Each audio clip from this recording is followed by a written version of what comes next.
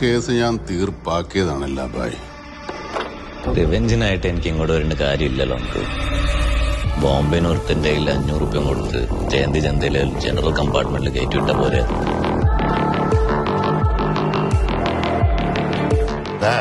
നീയൊന്നും കാണാത്ത, നിനക്കൊന്നും അറിയാൻ പാടില്ലാത്തൊരു മൈക്കിളിനെ ഞാൻ കണ്ടിട്ടുണ്ട്.